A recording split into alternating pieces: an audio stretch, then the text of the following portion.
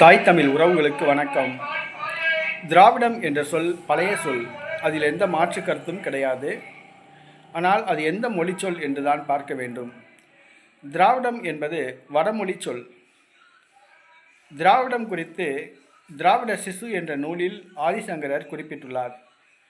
ஆதிசங்கரர் திராவிட சிசு என்று குறிப்பிட்டது பார்ப்பனரான திருஞான சம்பந்தரைத்தான் குறிப்பிடுகிறார். திருஞான சம்பந்தர் ஒரு பார்ப்பனர். அவரைத்தான் திராவிட சிசு என்று குறிப்பிட்டுள்ளார். ஆக இந்த திராவிடம் என்ற சொல் பார்ப்பனரை குறிக்கும் சொல். திராவிடம் பேசுபவர்கள் அனைத்தும் பார்ப்பனர்கள். திராவிடர்கள் அனைவரும் பார்ப்பனர்கள். இதை நாம் புரிந்து கொள்ள வேண்டும். ஏதோ திராவிடம் என்பது பிஜேபிக்கு எதிராகவோ ஆர்எஸ்எஸ்க்கு எதிராகவோ உருவானதல்ல. திராவிடமே ஒரு பார்ப்பனருக்கு எதிராக பார்ப்பனரை குறித்து குறிக்கப்பட்ட சொல். திராவிடம் என்ற சொல்லே ஒரு வடமொழி சொல் என்பதனை புரிந்து கொள்ள வேண்டும். திராவிடம் என்றால் பார்ப்பனர். பார்ப்பனர்கள் அனைவரும் திராவிடர்கள். திராவிடர்கள் அனைவரும் பார்ப்பனர்கள்.